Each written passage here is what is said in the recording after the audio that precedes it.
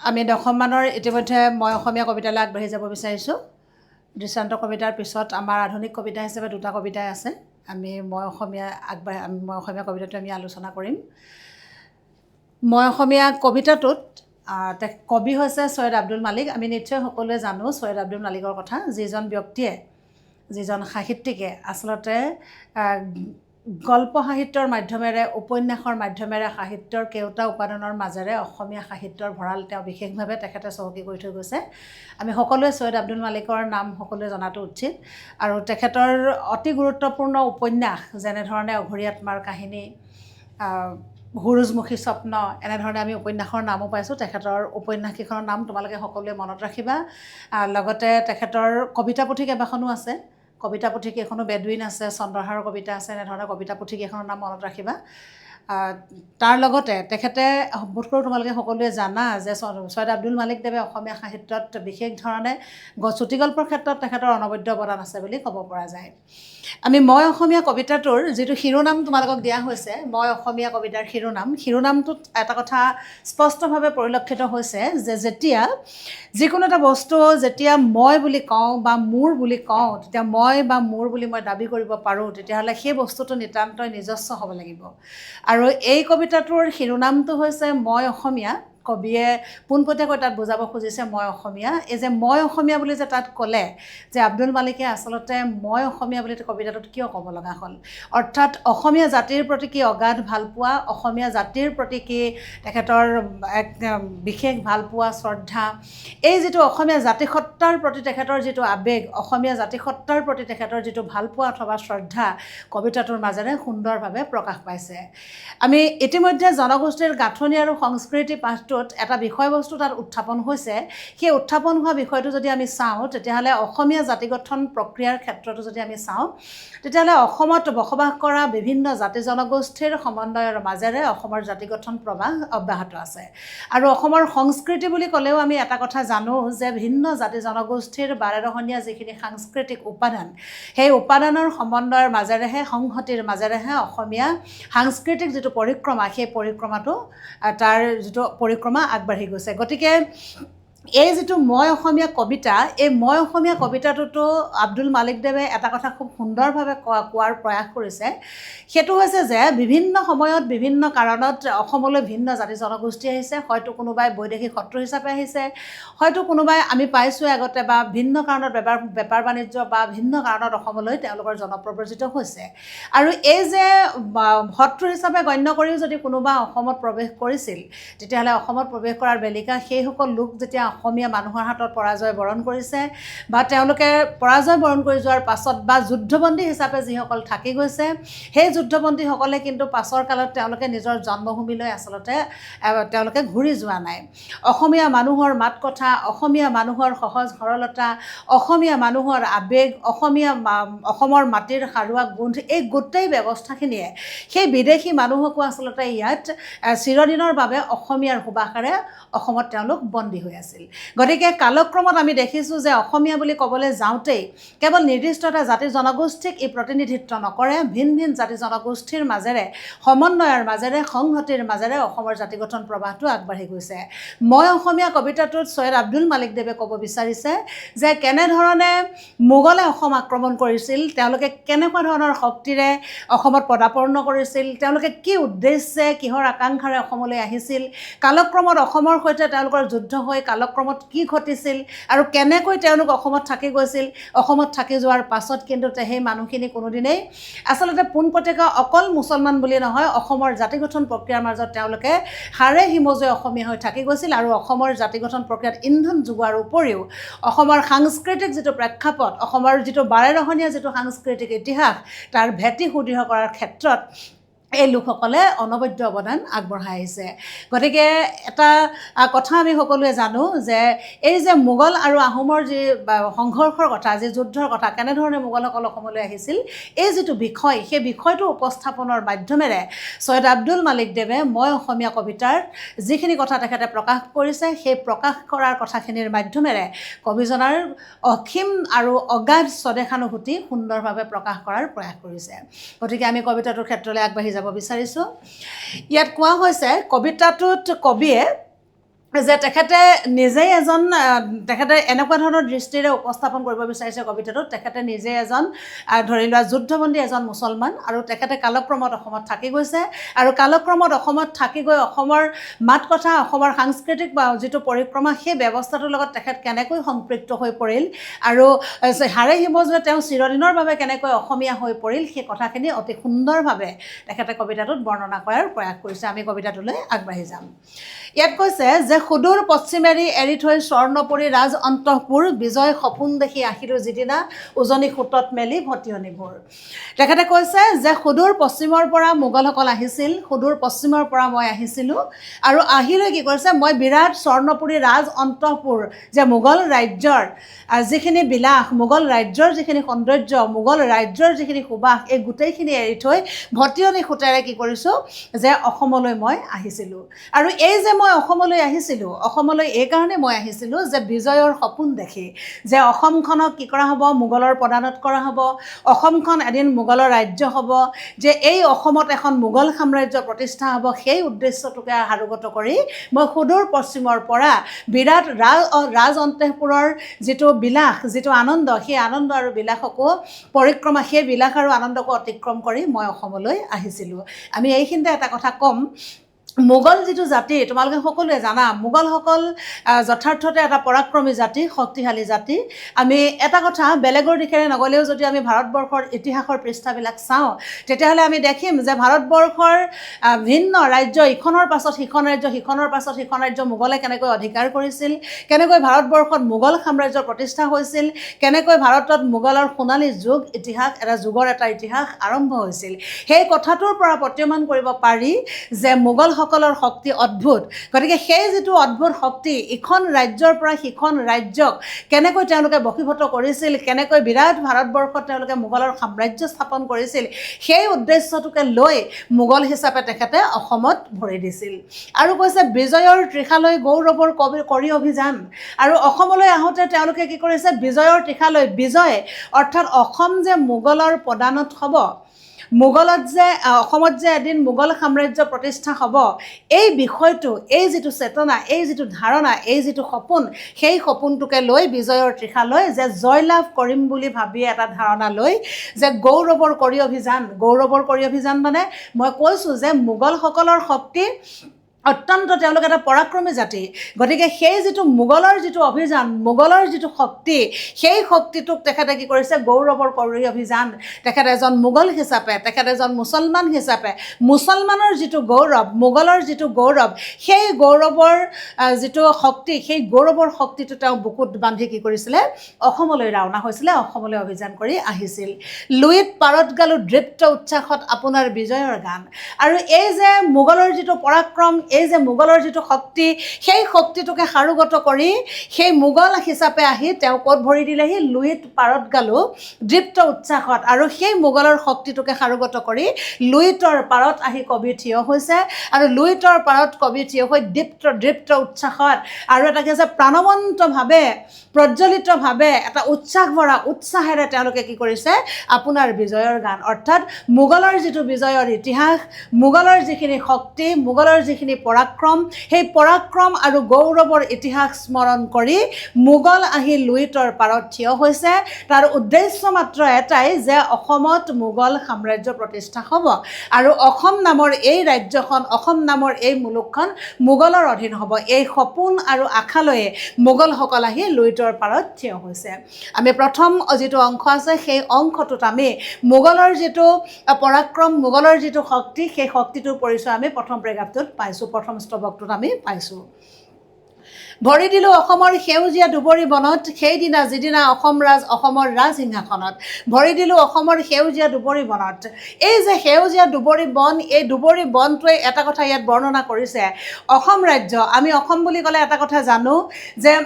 অসম হৈছে প্ৰাকৃতিক সম্পদেৰে পৰিপূৰ্ণ এখন সেউজীয়া পৃথিৱী। অসম হৈছে একেবাৰে আমি কি কৰিছোঁ যে সমগ্ৰ ভাৰতবৰ্ষৰ ভিতৰতে যিখন অসম ভূখণ্ডৰ কথা কোৱা হৈছে, আজি যিখন অসমৰ কথা আমি কৈছোঁ যে গোটেই উত্তৰ পূবৰ গোটেই অংশটোক সামৰি অসমৰ যি সৌন্দৰ্য, অসমৰ যি বিৰল প্ৰাকৃতিক সম্পদ, সেই যিটো প্ৰাকৃতিক সম্পদেৰে যে অসম পৰিপূৰ্ণ, অসম যে ঐশ্বৰ্যশালী, অসম যে অত্যন্ত ভাৰতবৰ্ষৰ ভিতৰতে এখন সুন্দৰ ৰাজ্য, য'ত পাহাৰ পৰ্বতৰ পৰা আৰম্ভ কৰি ভিন্ন জাতি জনগোষ্ঠীৰ সমন্বয়ৰ মাজেৰে গঢ়ি উঠা যি অসম, সেই অসমৰ বুকু যে আচলতে প্ৰাকৃতিক সৌন্দৰ্যৰে যে পৰিপূৰ্ণ, সেই কথাটোৱে কি হৈছে অসমৰ সেউজীয়া দুবৰি বন, সেই কথাখিনিয়ে সেই ঐশ্বৰ্যশালী বা সৌন্দৰ্যশালীতাৰ প্ৰমাণ দাঙি ধৰিছে। সেইদিনা যিদিনা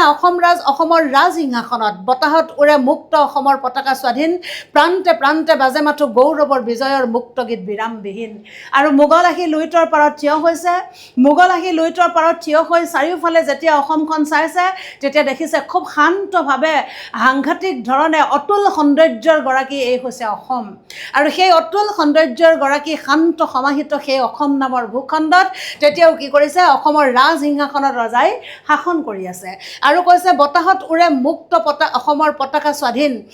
আৰু দেখিছে যে পতাকাখনে কি কৈছে, অসমৰ পতাকাই বতাহত হালি জালি তাৰ কি হৈছে স্বাধীনতাৰ যিটো গান, সেই স্বাধীনতাৰ গানটো যেন গাব খুজিছে। অৰ্থাৎ যে মুক্ত পতাকাখনে কবিক এটা কথা দেখুৱাই দিছে যে যিখন ৰাজ্যত মুক্তভাৱে পতাকা এখন বিৰামবিহীনভাৱে উৰিব পাৰে, সেই জাতিটো, সেই ৰাজ্যখন যথাৰ্থতে এখন স্বাধীন ৰাজ্য। গতিকে যথাৰ্থতে সি এটা সৌন্দৰ্যৰ প্ৰতীক, যথাৰ্থতে সি এখন পৰাক্ৰমী যে ৰাজ্য, সেই কথাটোৱে মুক্তভাৱে উৰি থকা পতাকাখনে তাৰ প্ৰমাণ দাঙি ধৰিছে। প্ৰান্তে প্ৰান্তে বাজে মাথো গৌৰৱৰ বিজয়ৰ মুক্ত গীত বিৰামবিহীন। আৰু অসমৰ চুকে কোণে মুক্ত গীত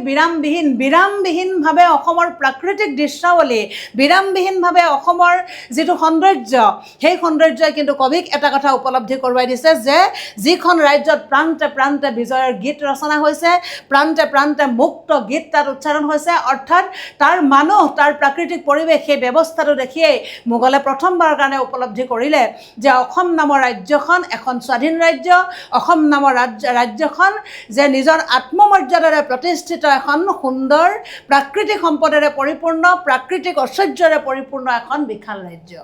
গতিকে এই কথাখিনিত আমি কি হৈছে, অসমৰ যিটো সৌন্দৰ্য, সেই সৌন্দৰ্যটোৰ আমি এটা প্ৰকাশ ইয়াত দাঙি ধৰা হৈছে। সেইদিনা অসমত বিচাৰিলোঁ আপোনাৰ বল, মোগলৰ বিজয়ী শকতি। আৰু সেই যিটো প্ৰেক্ষাপট, সেই যিটো পটভূমি, যে অসমীয়া মানুহৰ যিটো স্বাধীনতাকামী যিটো মনোভাৱ, অসমীয়া মানুহৰ যিটো উদাত্ত শক্তি, সেই শক্তিটোক অনুভৱ কৰি কবিয়ে কি কৰিছে, সেইদিনা অসমত বিচাৰিলোঁ। আৰু সেই মুহূৰ্ততে মোগলে অসমত ভৰি দি তেওঁলোকে কি কৰিছে, আপোনাৰ বল মানে নিজৰ বিজয়ৰ বলৰ কথা কোৱা হৈছে, আৰু মোগলৰ বিজয়ী শকতি, যে ৰাজ্যৰ পাছত ৰাজ্য, ইখন ৰাজ্যৰ পাছত সিখন ৰাজ্যক কেনেকৈ পৰাভূত কৰিছে মোগলে, এখন ৰাজ্যৰ পৰা সিখন ৰাজ্য পৰাভূত কৰি কেনেকৈ বিশাল মোগল সাম্ৰাজ্য গঢ়ি তুলিছে, সেই যিটো অদম্য শক্তি, মোগলে সেই নিজৰ অদম্য শক্তিটোক এবাৰ স্মৰণ কৰি চালে। য'ত অসমৰ যিটো স্বাধীন চিতীয়া ভাৱাবেগ, সেই স্বাধীন চিতীয়া ভাৱাবেগটো দেখাৰ পাছত, অনুভৱ কৰাৰ পাছত মোগলে প্ৰথমবাৰৰ কাৰণে উপলব্ধি কৰিলে যে মোগলৰ যিটো অদম্য শক্তি, সেই শক্তিটোক অসমৰ ভূমিত মোগলে এবাৰ নিজকে অৱলোকন কৰি চালে।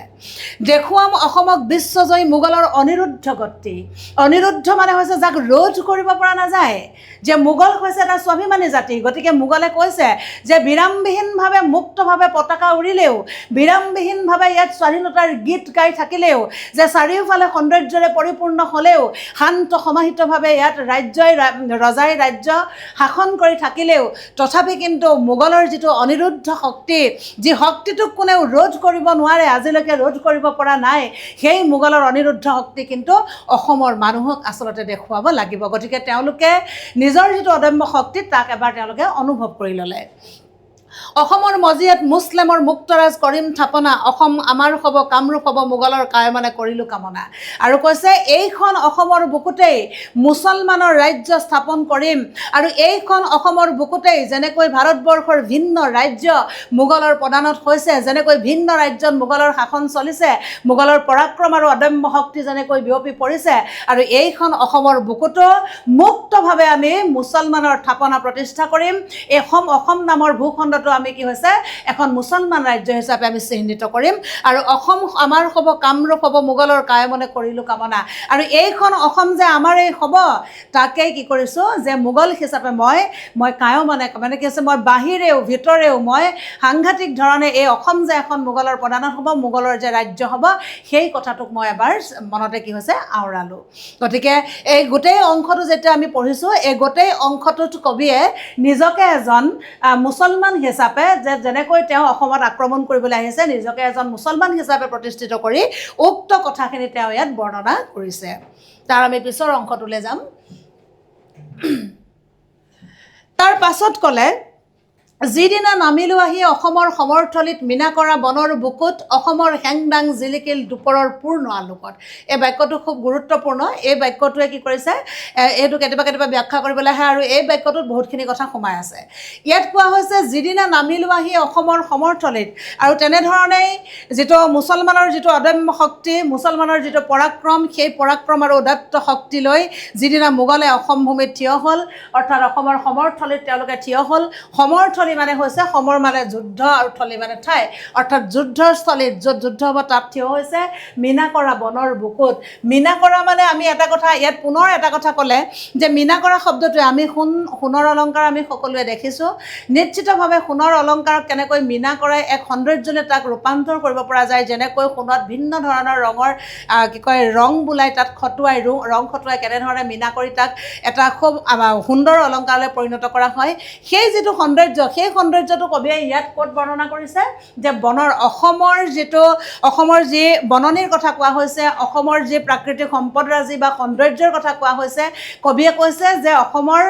যিখিনি বনৰ দলিচা সি যেন মিনা কৰা অৰ্থাৎ অতিব সুন্দৰ এই যে মিনা কৰা শব্দটোৱে সৌন্দৰ্যৰ প্ৰতীক হিচাপে তাত গণ্য কৰিবলৈ যত্ন কৰা হৈছে আৰু এই মিনা কৰা শব্দটোৰ মাধ্যমেৰে কবিয়ে বুজাব বিচাৰিছে সঁচা অৰ্থতেই প্ৰাকৃতিক সম্পদেৰে অসমখন এখন পৰিপূৰ্ণ ৰাজ্য আৰু প্ৰাকৃতিক সম্পদৰ যিটো সৌন্দৰ্য প্ৰাকৃতিক সম্পদৰ যিটো শোভা সেই শোভাটোক কিন্তু কবিয়ে ইয়াত আচলতে প্ৰকাশ নকৰাকৈ তেখেতে থাকিব পৰা নাই অসমৰ হেংদাং জিলিকিল দুপৰৰ পূৰ্ণ আলোকত আমি এটা কথা জানো অসমীয়া জাতিৰ স্বাভিমানৰ সাক্ষী হৈছে হেংদাং আমি হেংদাং বুলি ক'লে কি হৈছে আহোম ৰাজত্ব কালত যে হেংদাঙক কি কৰা হৈছে বীৰত্বৰ সাক্ষী হিচাপে গণ্য কৰা হৈছে গতিকে ইয়াত কোৱা হৈছে অসমৰ হেংদাং জিলিকিল দুপৰৰ পূৰ্ণ আলোকত যে দুপৰ মানে আমি সকলোৱে জানো দুপৰীয়া আৰু এই যে অসমৰ সমৰথলীত যেতিয়া মোগলসকল থিয় হ'ল তেওঁলোকে লক্ষ্য কৰি তাত তেতিয়া দেখিছে যে হেংদাংখন চিকচিকীয়া হৈ জিলিকি আছে হেংদাংখন চিকচিকীয়া হৈ জিলিকি থকা অৰ্থটো হৈছে আমি ঘৰত সকলোৱে দা কটাৰী আমি সকলোৱে দেখিছোঁ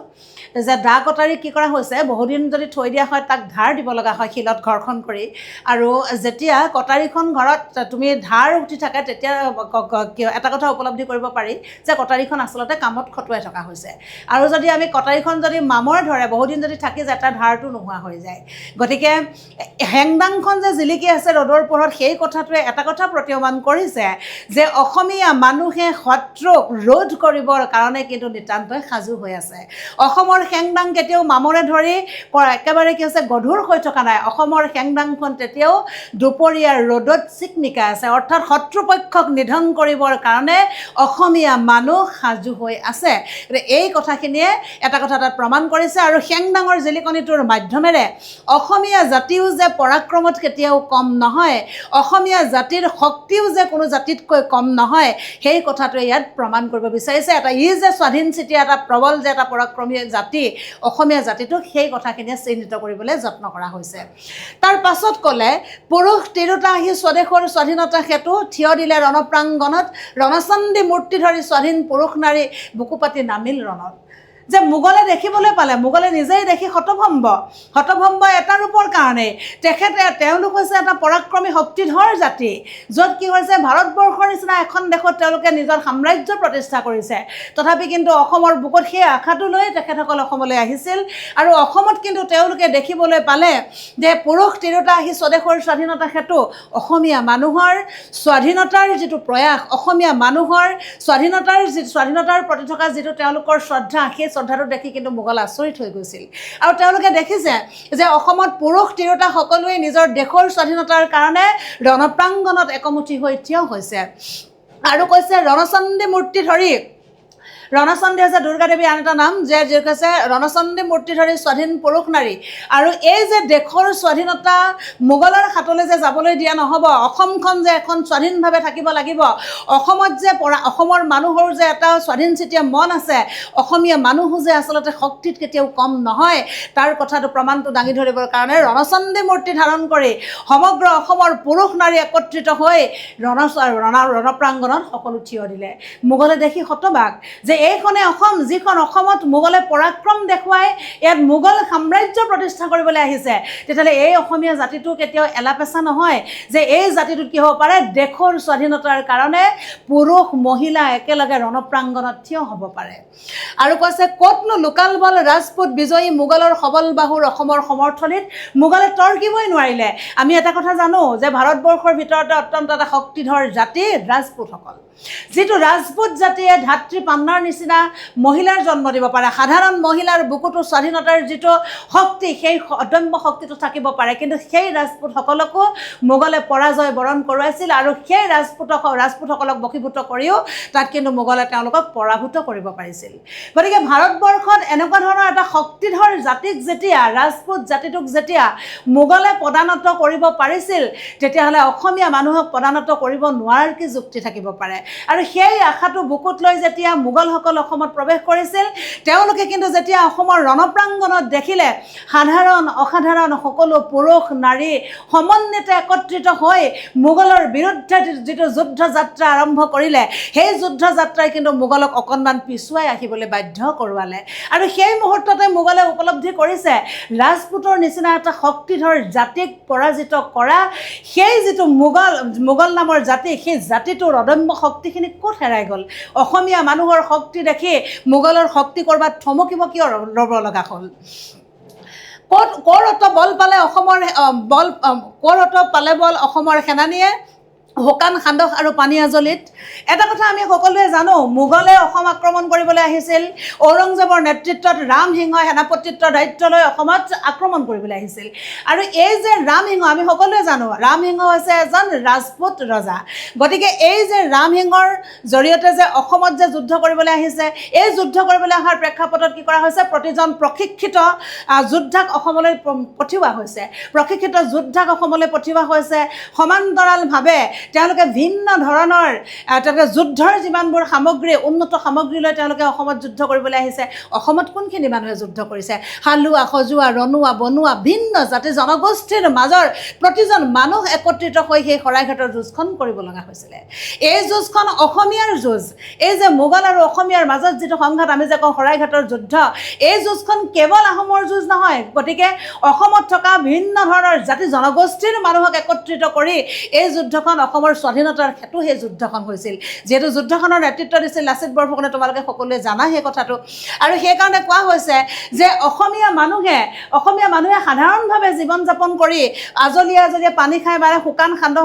সান্দহ চাগে আমি সকলোৱে জানো, যিধৰণে কি হৈছে মিহলি চাউলৰ বা বৰা চাউলৰ আমি যে কৰাই ভাজে, যে কেৰাহীত কৰাই ভাজি যিটো পিঠাৰ নিচিনাকৈ খুন্দি উলিয়াই যিটো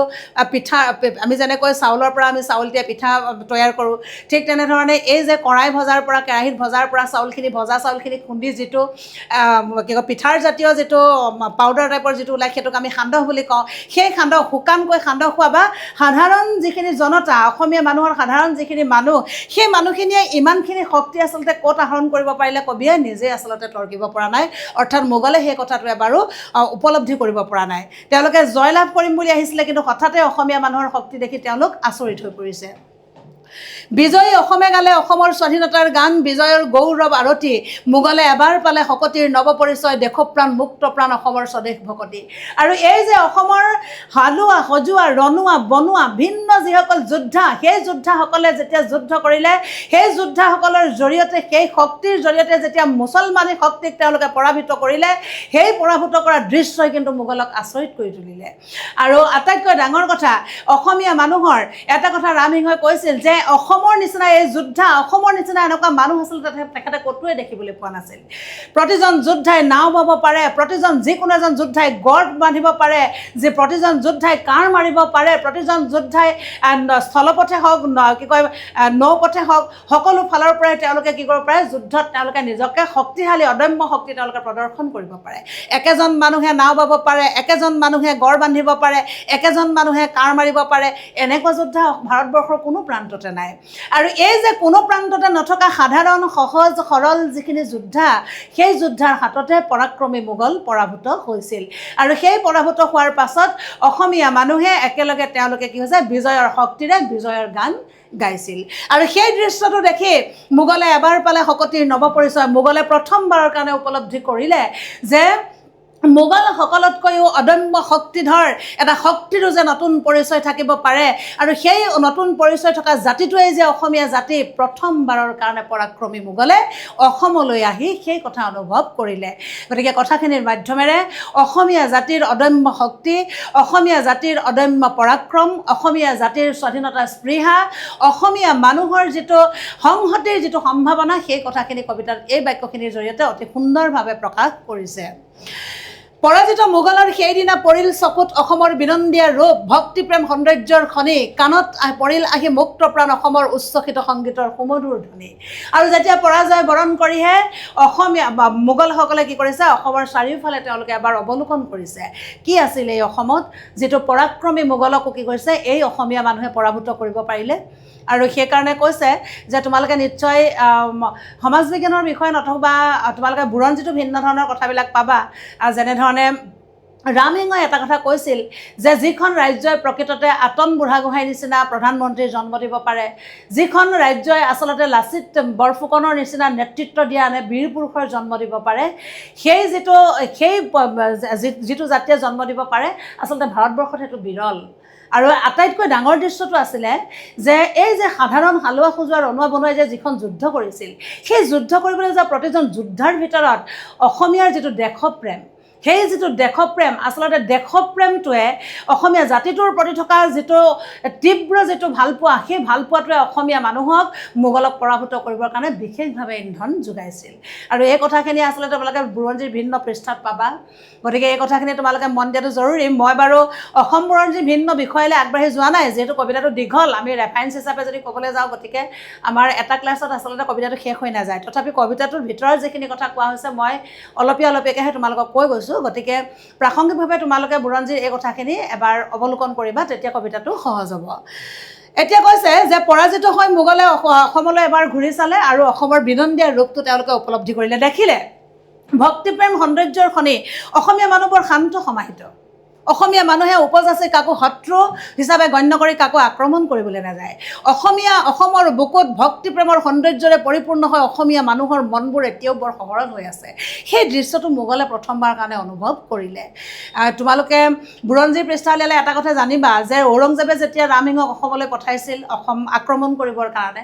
যিহেতু ৰামসিংহ যদি হাৰি যায় তেতিয়াহ'লে ৰামসিংহ যদি ইয়াত মৰি যায় সেই অৰ্থত ঔৰংজেবৰ লোকচান বুলিবলৈ একো নাথাকে আৰু যদি জিকি যায় তেতিয়াহ'লে ঔৰংজেবৰ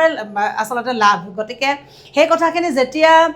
ৰামসিংহক অসমলৈ পঠাইছিলে কোৱা হয় বুৰঞ্জীয়ে কয় যে ৰামসিংহৰ পুত্ৰ কৃষ্ণসিংহক বোলে বাঘৰ লগত যুঁজ কৰিবলৈ ঔৰংজেবে তাত এৰি দিছিলে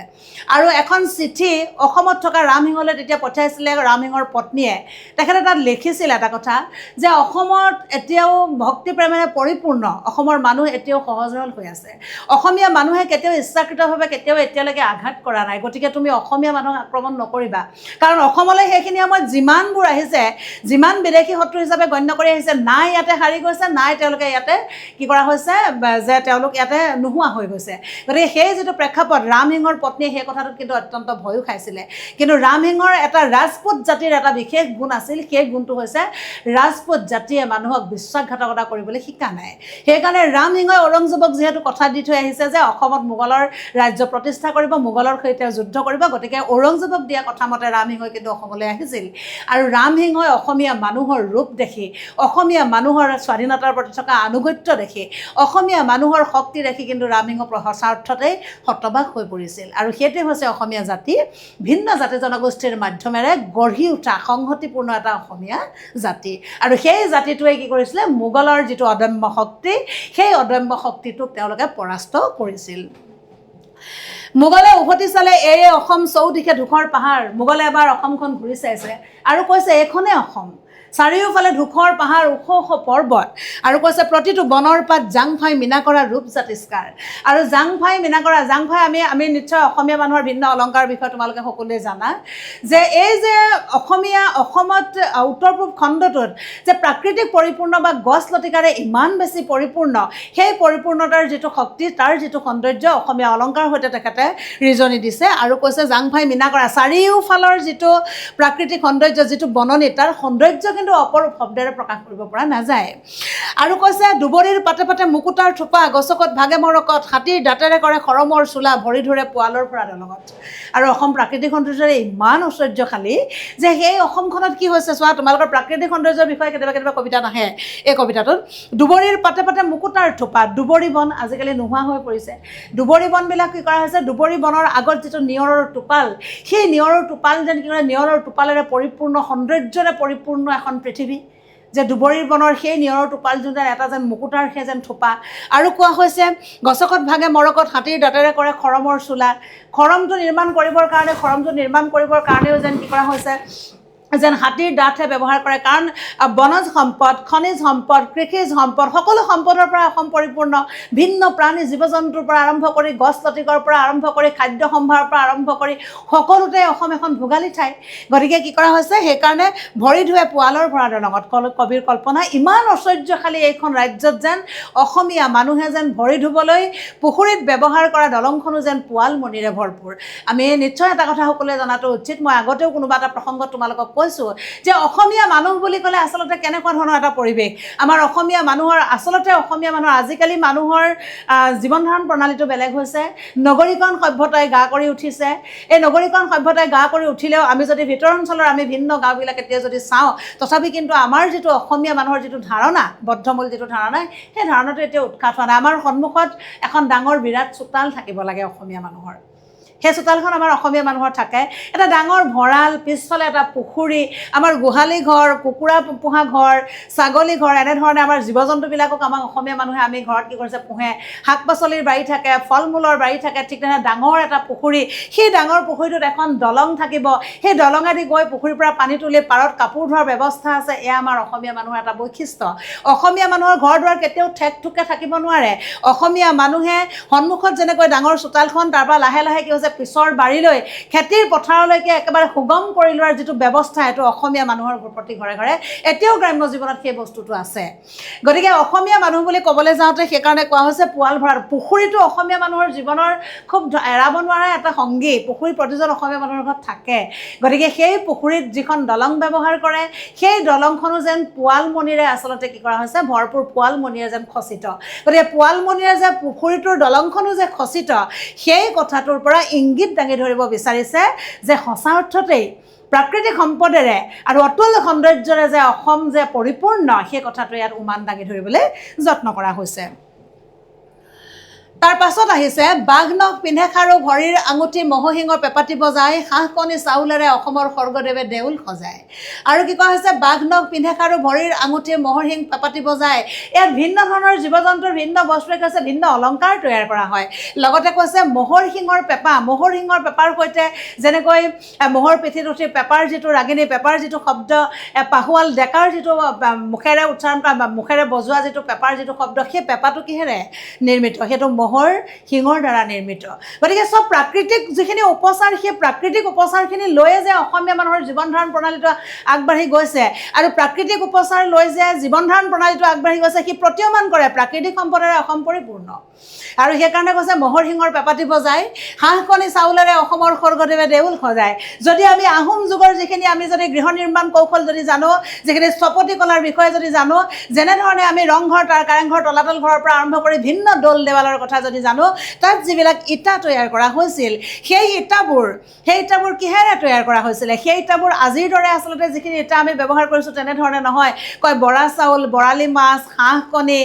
মাটিমাহ তাৰ কৰালৰ লগত মাটিৰ মিশ্ৰণ কৰি যি আচলতে ইটা তৈয়াৰ কৰিছে বহল বহল চেপেটা যিবিধ ইটা সেই ইটাবিলাক তোমালোকে চোৱা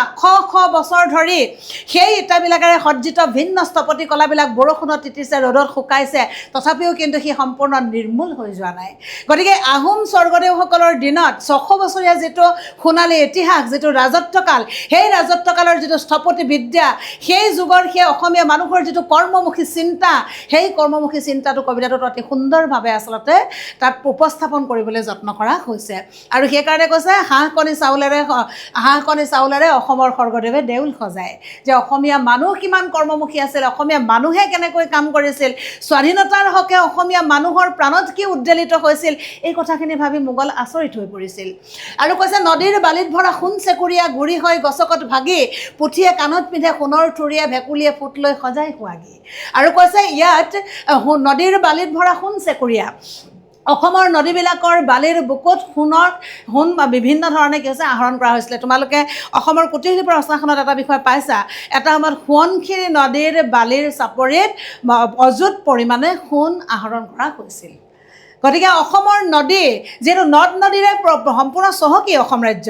গতিকে এই অসম ৰাজ্যৰ কৈছে প্ৰতিখন নদীৰ বালিত যে সোণ যে আহৰণ কৰা হৈছিল আৰু সেই সোণৰ নামৰ সেই প্ৰাকৃতিক সম্পদেৰে যে অসম পৰিপূৰ্ণ সেই কথাটো ইয়াত প্ৰতীয়মান কৰিবলৈ যত্ন কৰা হৈছে আৰু কৈছে পুথিয়ে কাণত পিন্ধে সোণৰ থুৰীয়া ভেকুলীয়ে ফুট লৈ সজাই শুৱাগি ইমানে পৰিপূৰ্ণ আনকি পুথি মাছেও যেন ইয়াত কি হৈছে সোণৰ থুৰীয়া যেন কাণত পিন্ধে ভেকুলীয়ে যেন কি কৈছে নিজকে আচলতে ফুট লৈ সজাই শুৱাগি আৰু ভেকুলীও যেন কি কৰিছে সেই যিটো সৌন্দৰ্য সেই সৌন্দৰ্যৰে যেন কি হৈছে ভেকুলীও নিজকে শুৱাগি ৰূপত যে সজাই তোলে সেই কথাটো প্ৰমাণ কৰিছে বাৰে বাৰে কবিয়ে এটা কথা বুজাব বিচাৰিছে যে প্ৰাকৃতিক সম্পদ প্ৰাকৃতিক অতুল সৌন্দৰ্য সেই অতুল সৌন্দৰ্যৰ গৰাকী এই অসম নামৰ ৰাজ্যখন নিষ্কৰ্মা ধুদৰ দলে বান্ধেৰা জালিত দোল সাজে ঢালি পিঠা গুৰি বাৰতি সাগৰখনি ৰচে বননিত ৰংঘৰ কাৰেংঘৰ দীপ্ত স্বৰ্গপুৰী ইয়াত কোৱা হৈছে যে নিষ্কৰ্মা ধুদৰ দলে অসমত এটা কথা তোমালোকে মন কৰিবা 600 বছৰীয়া আহোম ৰাজত্ব কাল যদি তুমি এবাৰ পৃষ্ঠা তাৰ খুলি চোৱা সেই পৃষ্ঠাত তুমি একো নাপালেও এটা বস্তু পাবা সেইটো হৈছে কি অসমীয়া মানুহৰ মাজত কেতিয়াও নিষ্কৰ্মা শক্তিক প্ৰশ্ৰয় দিয়া নাছিল 600 বছৰ একেৰাহে ৰাজত্ব কৰা সেই জাতিটোৰ মাজত আছিল বিৰল কৰ্মমুখী চেতনা আৰু সেইকাৰণে কৈছে যে ইয়াত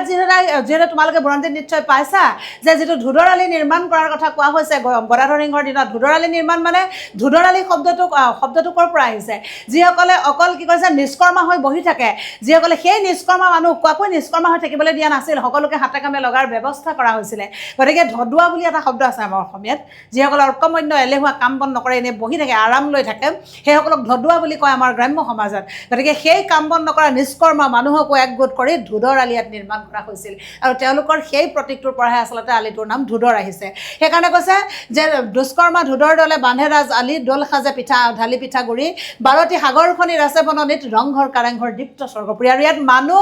কেনেকুৱা ধৰণে তোমালোকে চাবা শিৱসাগৰৰ যিটো পুখুৰী আছে আমি জয়সাগৰৰ পুখুৰী বুলি কওঁ যিটো জয়মতীৰ স্মৃতিত যিটো পুখুৰী খন্দোৱা হৈছিলে ৰুদ্ৰসিংহই আৰু সেই পুখুৰীটো কি বুলি কোৱা হৈছে আমি সকলোৱে জানো এটা কথা এছিয়া মহাদেশৰ ভিতৰত আটাইতকৈ বৃহৎ আকাৰৰ পুখুৰীটোৱে হৈছে জয়মতীৰ এইটো আমাৰ বীৰাংগনা জয়মতীৰ স্মৃতিত যিটো পুখুৰী খন্দা হৈছিল আৰু সেইটোকে ইয়াত কি হৈছে সাগৰ হিচাপে গণ্য কৰা হৈছে কাৰেংঘৰ ৰংঘৰ দীপ্ত স্বৰ্গপুৰী গতিকে এই যে অসমীয়া মানুহে হাতেৰে গঢ়ি তোলা যিটো কৰাল অসমীয়া মানুহে হাতেৰে গঢ়ি তোলা যিখিনি সম্পদ সেই সম্পদখিনি লৈয়ে আহোম যুগৰ স্থপতিকলা নিৰ্মাণ হৈছে আৰু আহোম যুগৰ স্থপতিকলা যদি কোনো মেচিনৰ জৰিয়তে প্ৰকাশ কৰা নাছিল মানুহৰ জৰিয়তে কৰিবলৈ হ'লে সেইখিনি সময়ত অসমীয়া মানুহ কিমান আচলতে কৰ্মমুখী আছিল সেই কথাটো ইয়াত প্ৰমাণ যাব বিচাৰিছে সোণৰ অসম এই যে হীৰামণি মৰকত ধূলিত বাগৰে মাটিৰ স্বৰূপ জখি সোণ স্বৰূপ ৰূপ স্বৰূপ দিয়ে ঘৰে ঘৰে কবিয়ে কৈছে এখন সোণৰ অসম আচলতে এখন এলাপেচা অসম নহয় এখন সোণেৰে পৰিপূৰ্ণ অসম আৰু এই সোণেৰে পৰিপূৰ্ণ অসমত বতাহৰ বুকুটো বতাহৰ তালে তালেও কি হৈছে সোণ উৰি ফুৰে মানে অতুল সৌন্দৰ্যৰে যে পৰিপূৰ্ণ সেই কথাটো কবিয়ে প্ৰমাণ দাঙি ধৰিব বিচাৰিছে আৰু মাটিৰ স্বৰূপ জখি সোণ স্বৰূপ ৰূপ স্বৰূপ দিয়ে ঘৰে ঘৰে আৰু ইয়াত কি কৰা হৈছে যেন অসমীয়া মানুহে যেন সোণৰ স্বৰূপ ৰূপৰ স্বৰূপে আচলতে ৰান্ধি খায় তাৰ জৰিয়তে প্ৰমাণ কৰিব বিচাৰিছে যে সঁচা অৰ্থতেই অতুল সৌন্দৰ্যৰে অসম গৰাকী মুখৰ মাতত সৰে মৰমৰ মৌ গীত শুনি শিল পমি যায় এই অসম দেশ জগতত আৰু এনেকুৱা অসম দেশ এনেকুৱা ৰূপেৰে নাই ক'তো নাই কবিয়ে উপলব্ধি কৰিছে এইখনেই অসম যিখন অসমৰ অসমীয়া মাত কথাই প্ৰতিজন মানুহক আপ্লুত কৰিব পাৰে যিখন অসমৰ মানুহে যিটো সুৰীয়া অসমীয়া ভাষাৰে কথা কয় সেই সুৰীয়া অসমীয়া ভাষাৰ সুৰৰ ঝংকাৰত যেন শিল উপমি যায় শিল কেতিয়াও নপমে কিন্তু কবিয়ে বুজাব বিচাৰিছে কঠোৰতাকো কিন্তু কোমলতালৈ পৰিণত কৰিব পৰা যিটো ব্যৱস্থা সেইটো কেৱল অসমীয়া ভাষাইহে কৰিব পাৰে যে অসমীয়া মাতষাৰ কিমান মিঠা অসমীয়া মাত কথাত কি আৱেগ আছে সেই আৱেগটো ইয়াত প্ৰমাণ কৰিছে আৰু এই অসম দেশ জগতত আৰু এইখনেই কেৱল একমাত্ৰ অসম জগতত এনেকুৱা ৰাজ্য এনেকুৱা দেশ ক'তো নাই এনেকুৱা ৰূপেৰে নাই ক'তো নাই এনেকুৱা ৰূপেৰে সহজ সৰল মানুহেৰে পৰিপূৰ্ণ অতুল প্ৰাকৃতিক সৌন্দৰ্যৰে পৰিপূৰ্ণ এক স্বাধীনতা স্পৃহাৰে পৰিপূৰ্ণ এটা জাতি যিটো জাতিত প্ৰতিটো বস্তুৰে উভয় নদী যাৰ মাত কথা ইমান সুৱদী য'ত বিভিন্ন প্ৰাণী জীৱ জন্তুৰ পৰা আৰম্ভ কৰি এক বৰ্ণিল যিটো সৌন্দৰ্য ইয়াত প্ৰকাশ হৈছে গতিকে এনেকুৱা জাতিসত্তা ভাৰতৰ বা পৃথিৱীৰ কোনো প্ৰান্তত নাই বুলি কবি অনুভৱ কৰিছে মোগল দূৰণিৰ বিদেশী মোগল অসমত যেতিয়া দেখিলে সৰগৰ ৰূপ বিনন্দিয়া অসমত বন্দী হ'ল অসমৰ ৰূপমুগ্ধ দূৰৰ মোগল আহি হ'ল অসমীয়া আৰু এই যিটো মোগল জাতিয়ে কোৱা হৈছে যে আমি কবিতাটোৰ প্ৰথম অংশটোতে পাইছোঁ যে বিজয়ৰ ত্ৰিশালয় এক অভিযানৰ মাধ্যমেৰে অসমলৈ তেওঁলোক আহিছিল আৰু অসমলৈ আহি অসমীয়া জাতিক পৰাভূত কৰি তেওঁলোকে কি কৰিছে মোগলৰ সাম্ৰাজ্য ইয়াত প্ৰতিষ্ঠা কৰাৰ মনসাৰে তেওঁলোক আহিছিল আৰু ইতিমধ্যে আমি কবিতাটোত গম পাইছোঁ যে অসমীয়া মানুহৰ যিটো স্বাধীনচিতীয়া মনোভাৱ অসমীয়া মানুহৰ যিটো দেশৰ প্ৰতি থকা আনুগত্য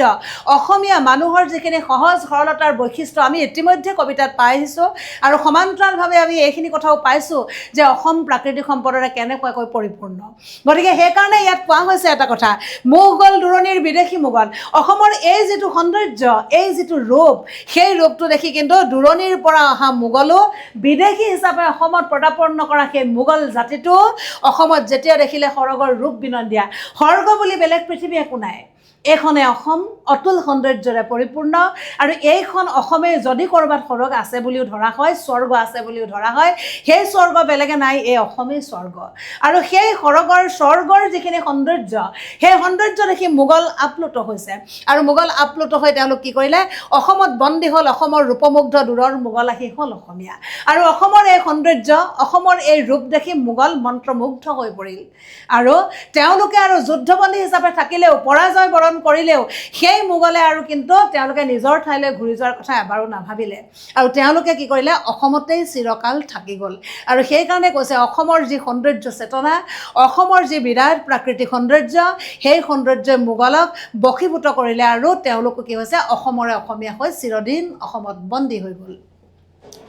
আহোম আমাৰ ৰজা সেইদিন ধৰি মোৰ দেশ এই কামৰূপ আৰু তেতিয়াই মোগলে অনুভৱ কৰিলে এইখনে অসম ৰাজ্য এই অসম ৰাজ্যখনে আমাৰ কাৰণে নিজৰ ৰাজ্য হ'ব আৰু এই ৰাজ্যত কি কৈছে যিজনা ৰজাই শাসন কৰি আছে সেই আহোম স্বৰ্গদেউ আমাৰেই স্বৰ্গদেউ হ'ব তাত আমি কোনো ধৰণৰ অসমীয়াৰ লগত আমি জাহ গ'লোঁ যে অসমীয়াৰ সৈতে জাহ যোৱা অসমৰ জাতিসত্তা অসমৰ যিটো প্ৰাণৱন্ত যিটো শক্তি সেই প্ৰাণৱন্ত যিটো ব্যৱস্থা সেই প্ৰাণৱন্ত শক্তিটোৰ সৈতে আমি কি কৰিছোঁ একাকী হৈ পৰিছোঁ আৰু আমি চিৰদিন অসমতে অসমীয়া হৈ থাকি যাব খুজিছোঁ অসমৰ হকে যুঁজি অসমৰ হকে মৰো জ্বলি ইয়াতে শেষ হৈ জীৱনৰ ধূপ যদি যুঁজ কৰিবলৈ কেতিয়াবা আছে তেতিয়াহ'লে অসমত আৰু কেতিয়াও শত্ৰু হিচাপে আহি অসমত যুঁজ কৰিবলৈ নাই যদি কি হৈছে অসমক যদি কেতিয়াবা অসমত যদি কোনোবা যদি বিদেশী শক্তি পুনৰ আহে তাৰ বিৰুদ্ধেহে নিজকে অসমীয়া বুলি গণ্য কৰি নিজকে অসমীয়া বুলি লৈ মোগলে যুদ্ধ কৰিম বুলি তেওঁলোকে নিজকে মনস্থ কৰিছে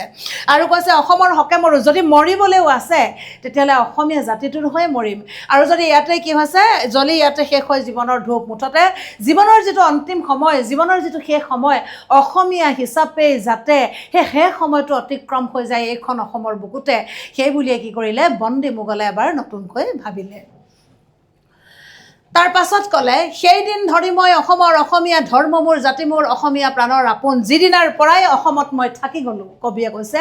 যিদিনাৰ পৰাই মই অসমত থাকি গ'লোঁ সেইদিনাৰ পৰাই অসমত থকা ধৰ্মই মোৰ ধৰ্ম আৰু কৈছে অসম নামৰ এই জাতিটোৰে মোৰ কাৰণে এটা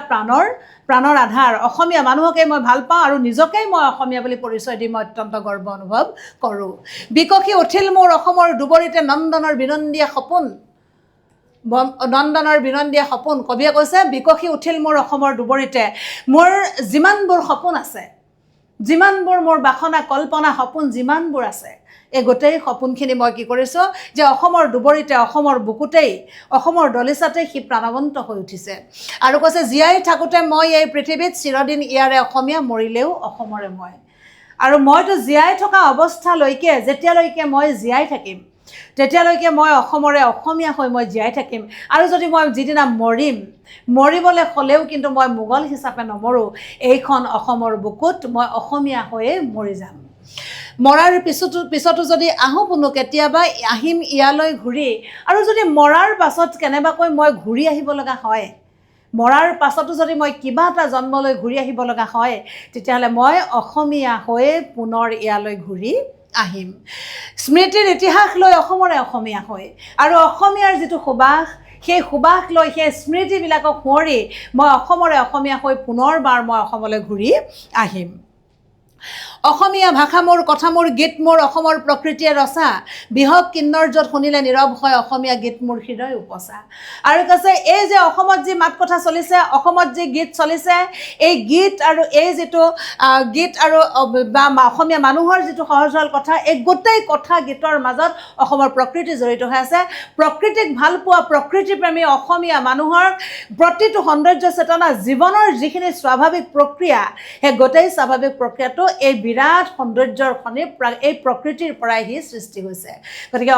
অসমৰ মাত কথা মোৰ বাবে আপোন অসমৰ প্ৰকৃতি মোৰ বাবে আপোন অসমৰ মাত কথা মোৰ বাবে এইকাৰণে আপোন বিহগ কিন্নৰ্যত শুনিলে নীৰৱ হয় যে চৰাই চিৰিকটিৰ পৰা বিহগ কিন্নৰলৈকে বিহগ মানে চৰাই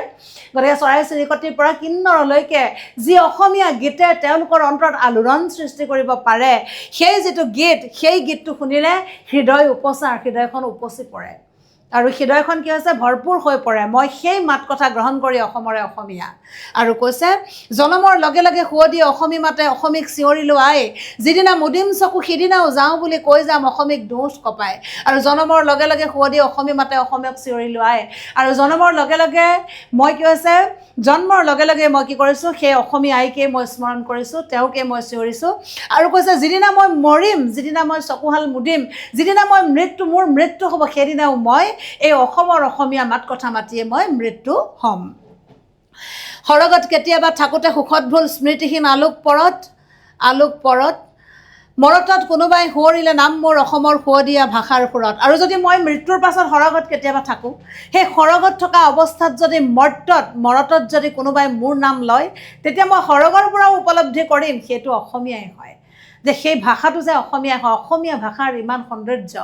অসমীয়া ভাষাৰ ইমান সুন্দৰতা সেই সুন্দৰতা আৰু সৌন্দৰ্য মোক এনেকুৱাকৈ আপ্লুত কৰিছে মই যদি মৰাৰ পাছত সৰগতো থাকোঁ তেনেহ'লে মৰ্ত্যত যদি মোৰ নামটো কোনোবাই উচ্চাৰণ কৰে তেতিয়াও মই উপলব্ধি কৰিম সেয়া হৈছে মোৰ সহজ সৰল অসমীয়া ভাষা